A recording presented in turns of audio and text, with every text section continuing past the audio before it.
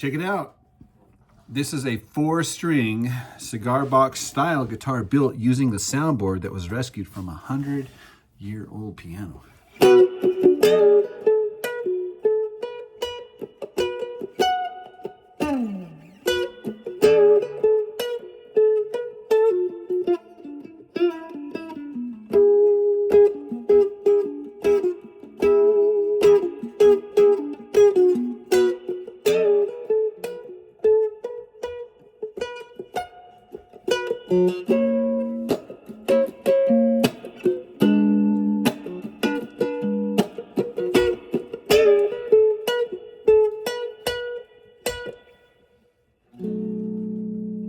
All right, so check out this build video.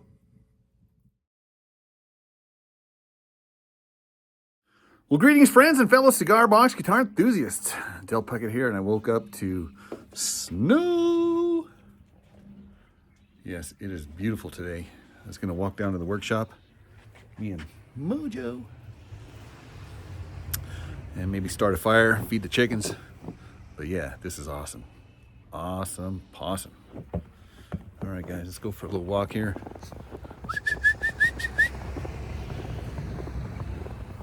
This is the front of my house.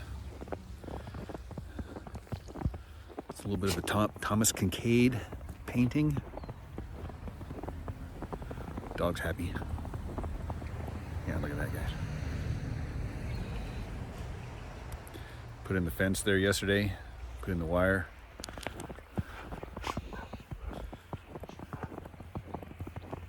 Gosh, this is beautiful. Beautiful. Doggy's happy.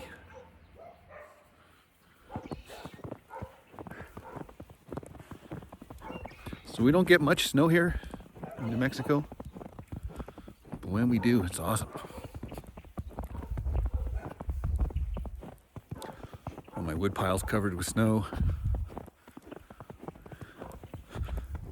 Tractors covered with snow. Getting snow down to my redneck.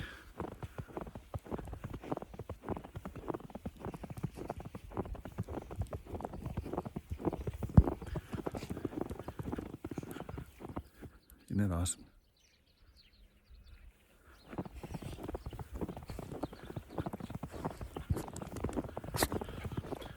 Hang on, chickens, we're coming. My wife likes to make chicken treats. We got some granola and grains and stuff in there. Chickens love that stuff.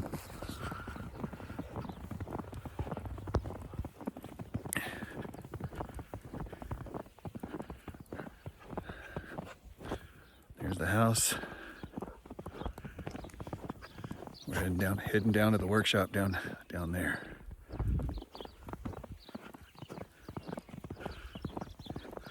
It's beginning to look a lot like Christmas. Yeah, my feet are getting cold.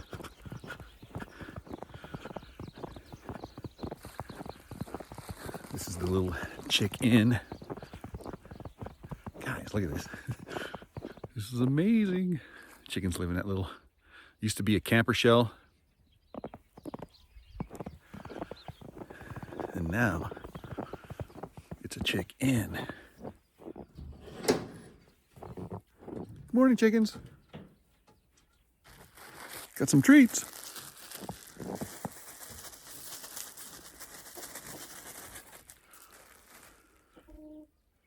What do you think? There you go. Here they come. You're still asleep.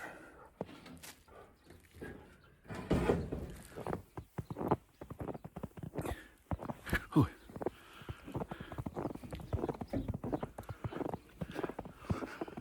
Chicken wire's covered with snow. Here's a little trellis that goes from the chick inn to the workshop.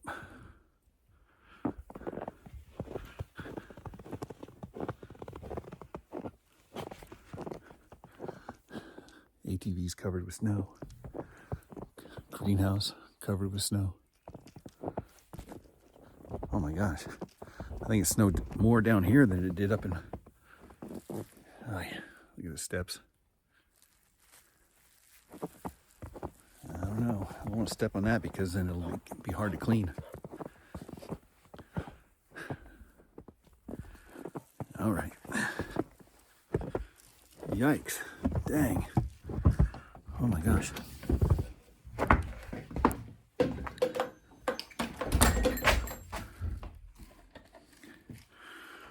Made it to the workshop, guys. We made it to the workshop. Let's build a fire. When you were a kid, did you like to watch cartoons? Yeah, me too. All right, guys.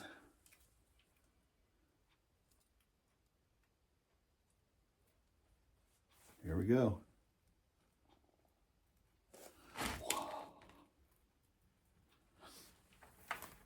Got a bunch of sawdust. And this bucket is just deteriorating. It's ridiculous. But that's what happens in the cold and the snow and sunshine. All right, it's time to get to work. All right, well, first things first, we got to clean up this mess. Because this place is a mess.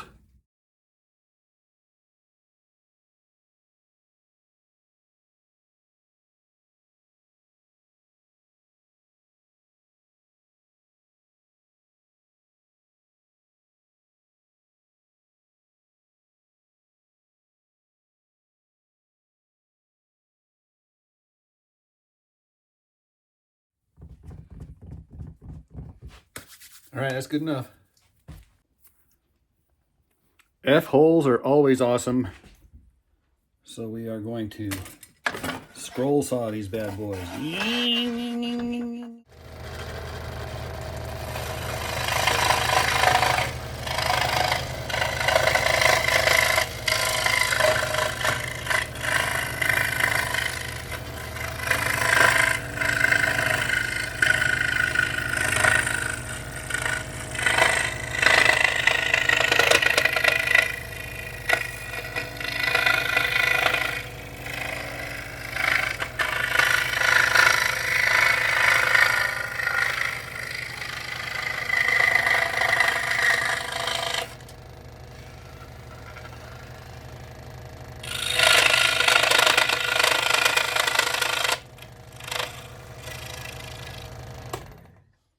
It's actually harder than it looks.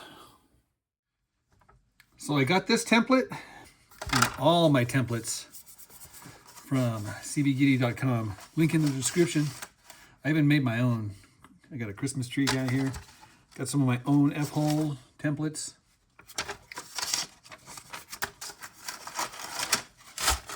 Headstock templates. Look at that. Oh, that's a cool one. I should use that one of these days. We got 4 stringers.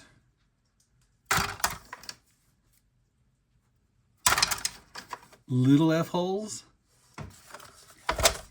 Little as compared to the big ones. And these are like the fancy ones, right? All shapes and sizes. Have you guys ever seen these kind here? These are nifty. Again, they all come in different sizes here. You got big, medium, small,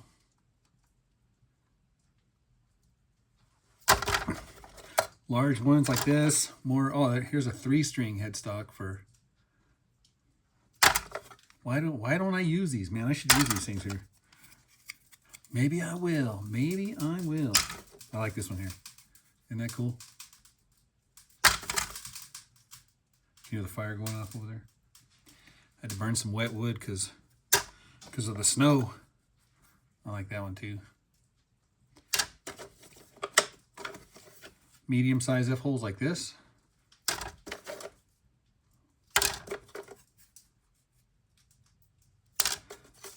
Guys, there's no end to the possibilities. Look at that. Perfect for Valentine's Day. Blah, blah, blah. Some of these kind of templates, the sound hole covers. Some of these kind. They even got these kind of like notch template, or you could even actually use this.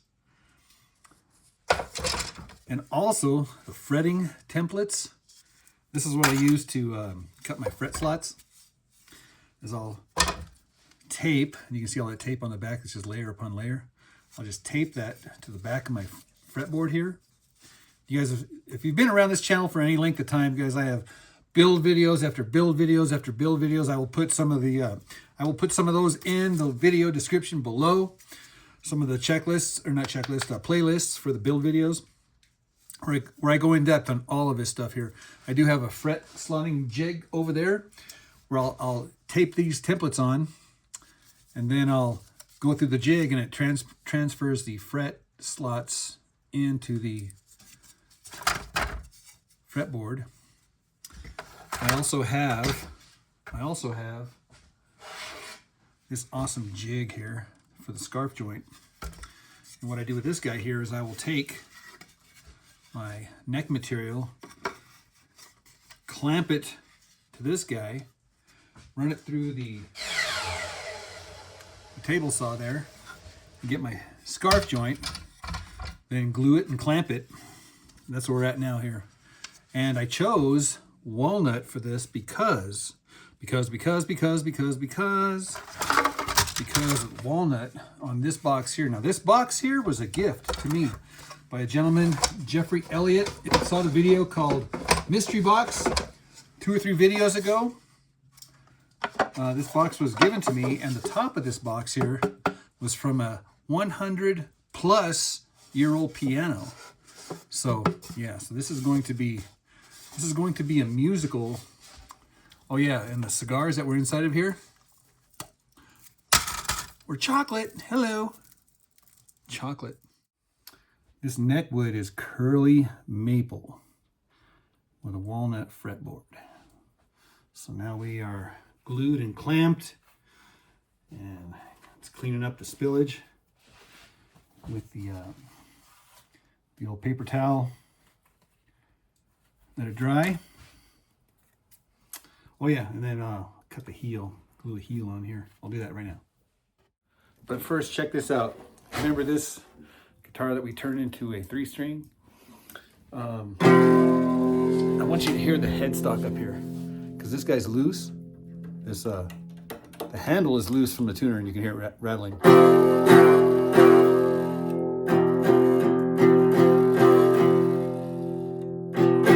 Yeah, so there's a little screw thing on the top there. You can just screw that down and make that tight again. But anyhow, we're going to put some more frets in this so we can do some major scales. I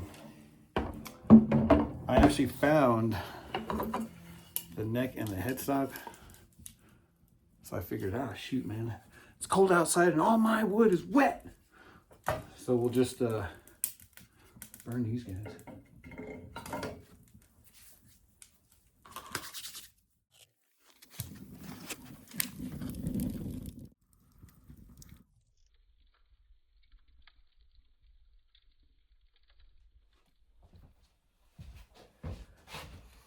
I want to cut this neck old school.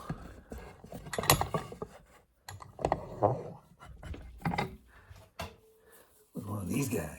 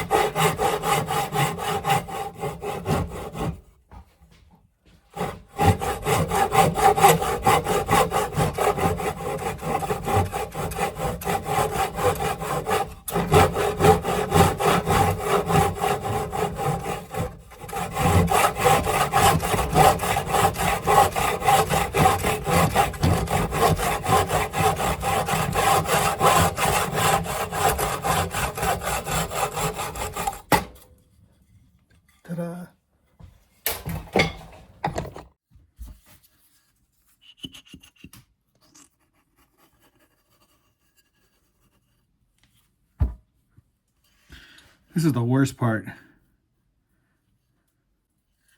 Just get glue all over your fingers. Yeah.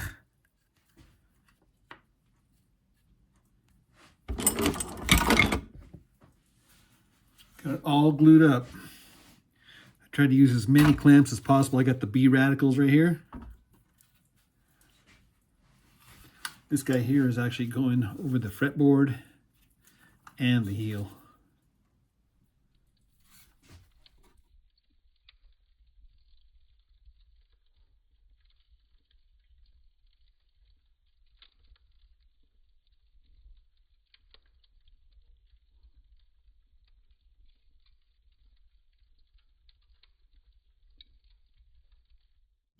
Well, while I'm waiting for the glue to dry,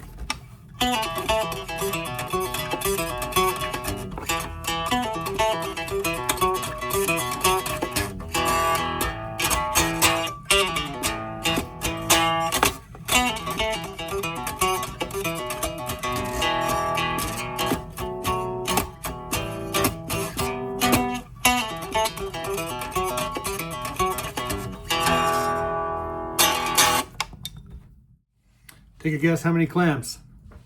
All right, let's figure it out. 1, 2, 3, 4, 5, 6, 7, 8, 9, 10, 11, 12, 13, 14, 15. 15 clamps. Next, I cut these little angles off here so that I could use this template. And I match these lines here with that so that I can add some walnut pieces here and get like this cool looking headstock. So that's the plan anyway. Well, should work.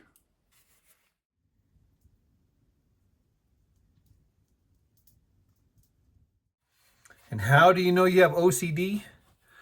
Well, if you notice that this little brown piece is thicker here and tapers down here, so it kind of tapers down. So what I did is I took my file and I filed off this side here. You can see the same thing on the bottom. It's thicker here and it gets thinner here. So it kind of gives the illusion.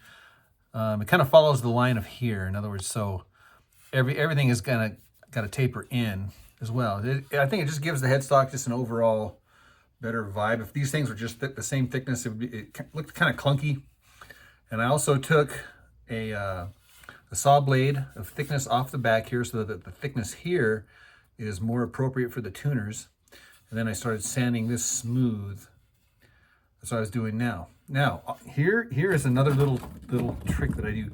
I buy these little drill sanding discs, whatever you want to call them. I have a whole bunch of different sizes and shapes. Coarse, fine, large, small diameters. And I put them in here inside of the drill bit so that I can really contour all these hard to reach places like that and kind of get really good curvy curls here.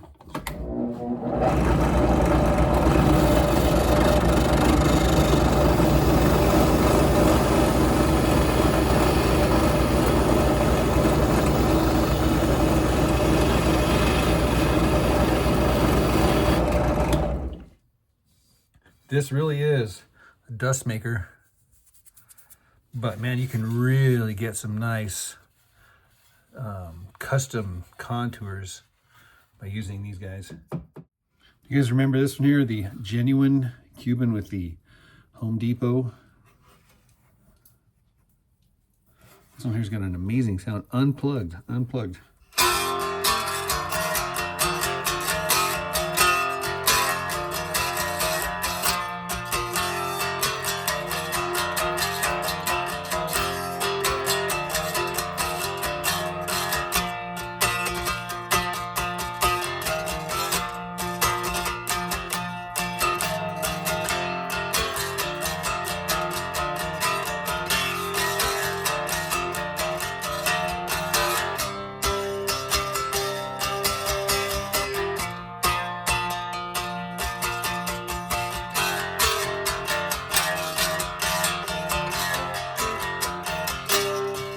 My gosh, what a tone from this thing. Oh my gosh. This cat purrs really loud.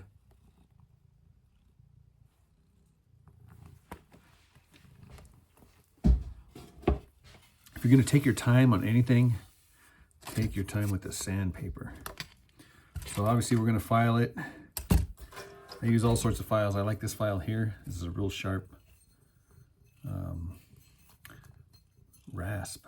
It's got fine side and a coarse side as well. Use sticks. Whatever it takes. Nothing beats a real coarse, like 80 grit or 60 grit. There's this 80 grit. Yeah, this is good, man, because you can get it darn near perfect. You know, obviously we're going to go back and fine sand it, but as far as like shaping it, I mean, it's getting all the divots out and just makes it nice, uniform, smooth. All right, I've been busy. Let me get you up to speed. First off, got a sound hole, not a sound hole, a pickup hole for the pickup. Oh yeah, and then notch the box with the template that I get from CBGity. This is good. But I want to talk about this part here. This is the inside the box part.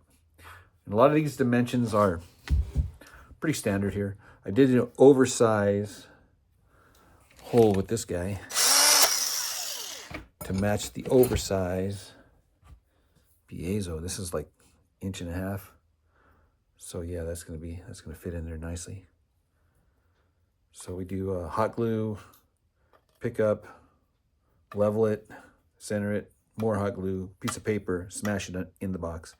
And that kind of embeds that thing in there. I do a little trough here as well for the wires to go through strategically. Anyhow, so that's that. And then it kind of go down right here. And this is so that this part of the wood does not come in contact with the underside of the box. And there's a little gap there. Right here is where the piezo sits, and back here is where the hinge is going to screw in here. So really the only part of this that's really vibrating is going to be this section right in here. Anyway, I mean, this is going to be more of an electric guitar anyway. It will have acoustic properties, but yeah, I can only imagine that this is going to sound good either way. So I go back and clean out my grooves of all dust and debris before putting the frets in. These are the medium-high frets. They're a little thicker than I normally like, but hey.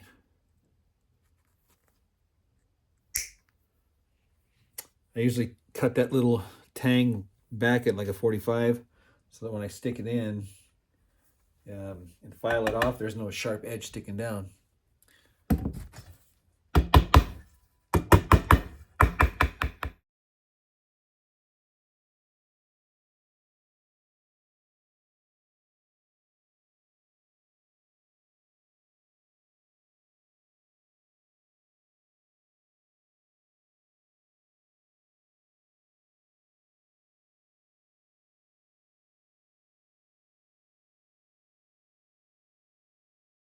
So when it comes to taking these fret ends off, guys, nothing has been more valuable to me than this grinder. I inherited this from my father-in-law when he passed away. And yeah, this here is it's a hack, it's a cheat, it's a game changer, I tell you what here. So like on here, you can see these guys that are spiking out here. See where they're not spiking out here? So all I do is I just kind of at like about a 45, whatever angle you want is fine.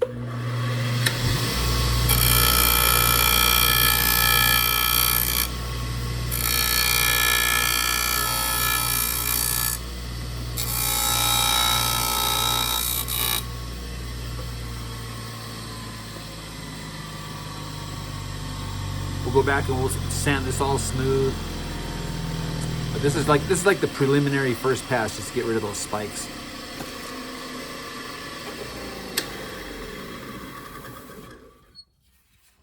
And on this side over here, we have 1, 2,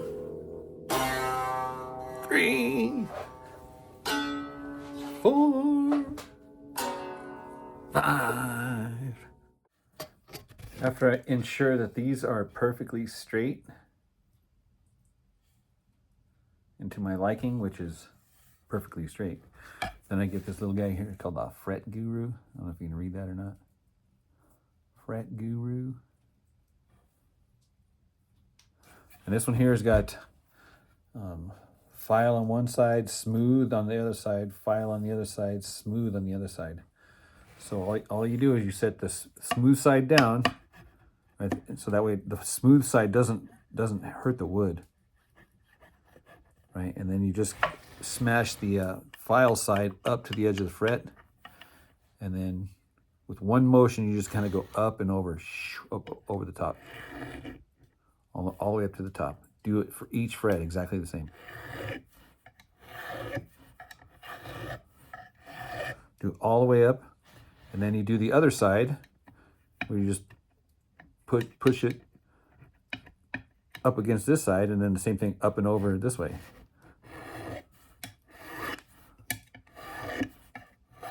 Go nice and slow, steady motions, right? You don't want to jag it back. We're just nice and flowy and curvy. And then we're gonna go back with some fine grit sandpaper. As fine a grit as you want to do, and just polish those suckers up to a mirror.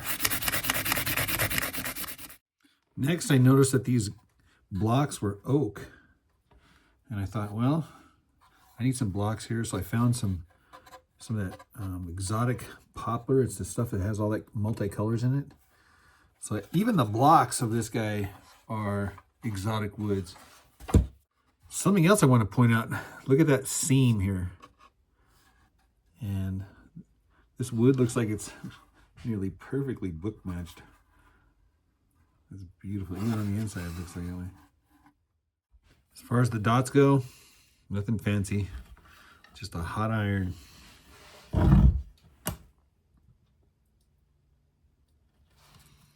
Don't slip.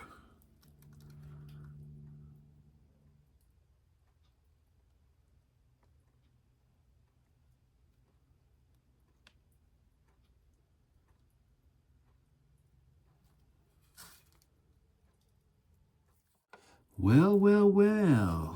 We did have a happy little accident. And I don't mean that we stumbled upon an extra tuner. The happy accident was I accidentally mixed shellac and blue tint. And I'm not sure if one of them was oil-based and one was water-based or something to that effect, but the blue tint just kind of coagulated into little balls and was stuck in the shellac, and then kind of beat it up a little bit, and then the shellac started sticking. I was like, oh no. I started wiping it off, it wouldn't come off. I was like, oh dang it. So I got steel wool, and you can see it kind of smeared it in places. Kind of looks kind of cool. It kind of just randomly took in some spots and didn't, even up on the headstock. So I kind of went with it. Even the fretboard's got hints of blue in there, ever so slightly. Kind of reminds me of an old pair of faded Levi's. But anyhow, it's starting to look rather exquisite in my opinion. Here is a real problem. You're out and about shopping and you find these awesome hinges. I mean, the patina, the paint, everything rust. And they look awesome, don't they? I mean, they come in every shape and size and vibe. Wouldn't you just love to use one of these? The problem is continuity. I can't stress how important these little guys are here. This is just like a generic little voltmeter. Just does like ohms and volts, whatever. This little setting here, it looks like a little diode, right? Basically, it's just an on-off, right? So if you touch them together, they kind of blank out or whatever. And then open. So open and close. So you should have continuity over both sides of these, because if you ground one side and not the other side. So I've tried various tricks, various things will work. You can get the contact cleaner, Write this stuff here and spray inside this hinge and try to work it back and forth and see if you can get that continuity to jump over. I've done several different things, but on this one here, I wanted to use this hinge here for 4 strings. You can see the contrast there. But it had that problem. The continuity wasn't jumping, and I did clean it with this stuff here, and I got it to where, and I also grinded the back off. I ground the back off, but here is my idea for this one here. This little bump here where the hinge goes, this little section here, the little roundy part, that part, on the bottom side, where it touches the box, right? Because this is going to be the top, so this is going to be the bottom side of it. I grinded this down, and then I just put a little jumper across there, and I verified that they weren't cold solder joints. I melted them like 2 or 3 times. I made sure they were good. So they are good. It looks kind of ugly, I know it, but it works pretty good. So anyhow, so I jumpered those across there, and all I had to do was just like dig a little hole in the surface here, which was painful. And then this thing, I got this thing here to sit in there perfectly. So anyhow, I wanted to use that hinge, and I wanted to, I wanted to make sure. So I'm also going to ground it the other way with the screw here also. So I'm going to have a triple, double, quadruple, redundant grinding system here. All right, I'm going to prove it to you. Open, closed, open, closed. So here's a nice rusty hinge right here.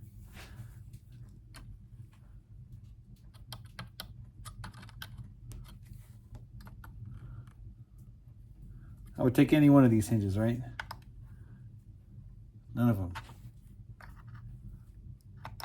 None of them. But here's the one we just soldered the jumper to. Yay. So it works good. Yay. Awesome. So real quick wrap up before we button it up. So these guys are hot glued in there. Both the single coil and the piezo is hot glued. I put a card over that, and both of them are wired in parallel. So this lead comes out, this black lead, the ground, connects with the ground lead of this guy. And then the red lead of this one connects to the red lead of this guy. So these 2 pickups, 1, 2, are in parallel. So they're both going to the potentiometer. Then the output of the potentiometer goes to the jack. Everything is grounded. Now this ground wire here, boom, goes to the back side of the hinge. And now you want to double check. So you plug into an amp, make sure that the volume works, make sure the piezo works. Sounds like a frog. And then make sure the single coil works.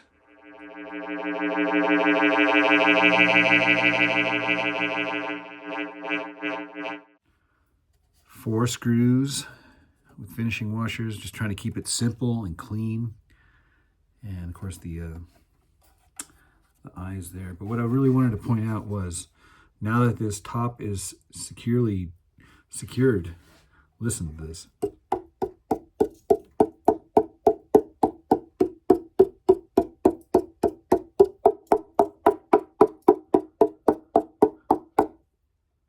All right. So I have a friend out there, Walter Nelson. He's got me signed up for this strings by mail thing.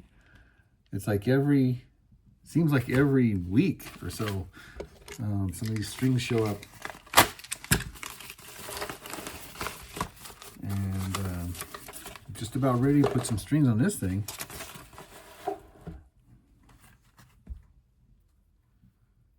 These things here, the saddles, they're pretty much self-explanatory. I just start off with a blank, cut a fret slot into that, and these could be any kind of wood that you like. Got some Purple Heart going on here, some gosh, I don't know what that is. Rosewood, maybe. Some plastic.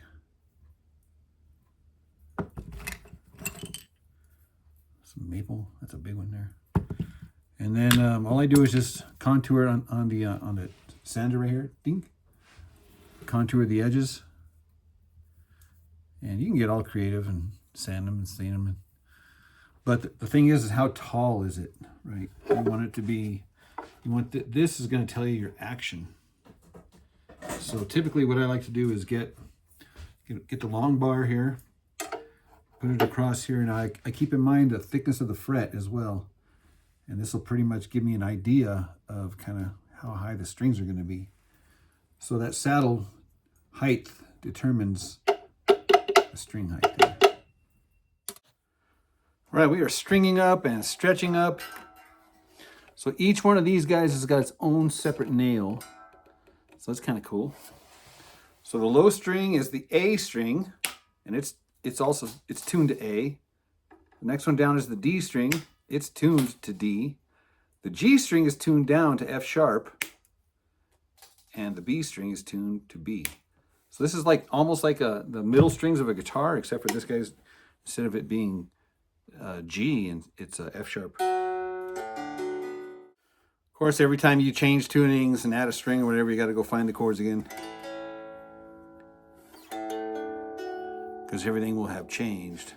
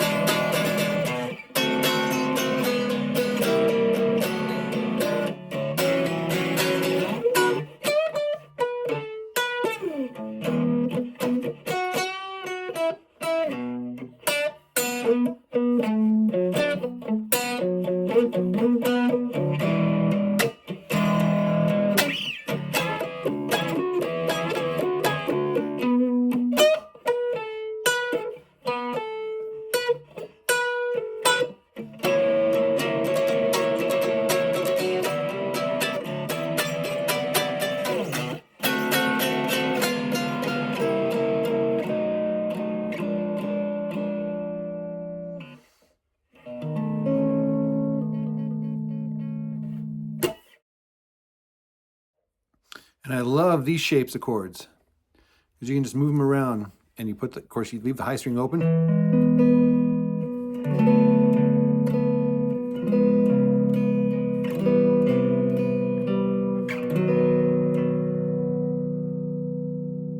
That chord will sound just about good anywhere.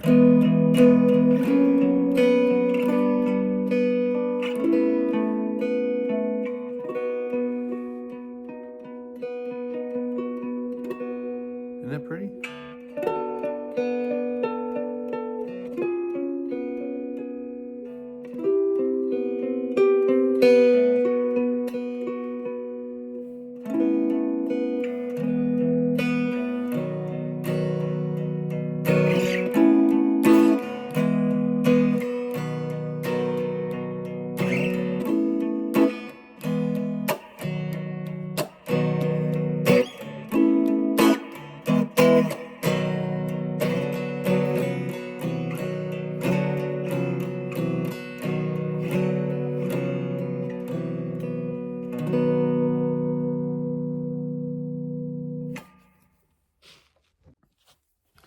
In this tuning here, this is the open chord. Just 2-finger bar here at the bottom 2 strings. On the 3rd fret.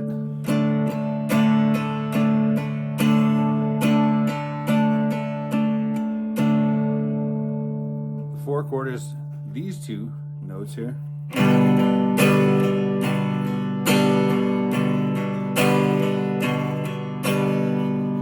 The 5 chord is this chord. This looks familiar, right?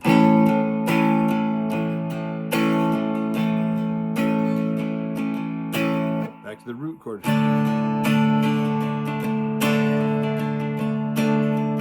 With just those 3 chords, you can play tons of songs.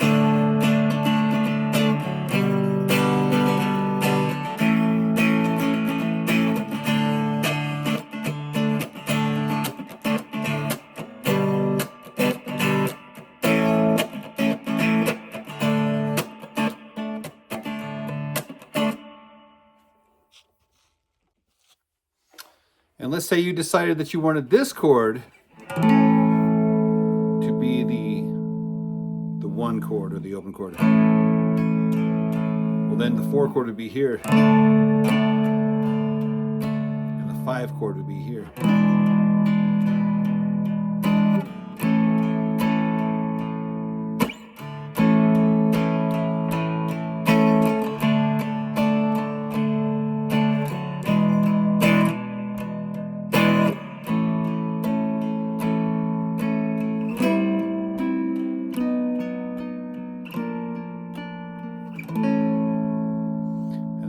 The nice cool thing about this one here is that the harmonics are here at the 7th fret.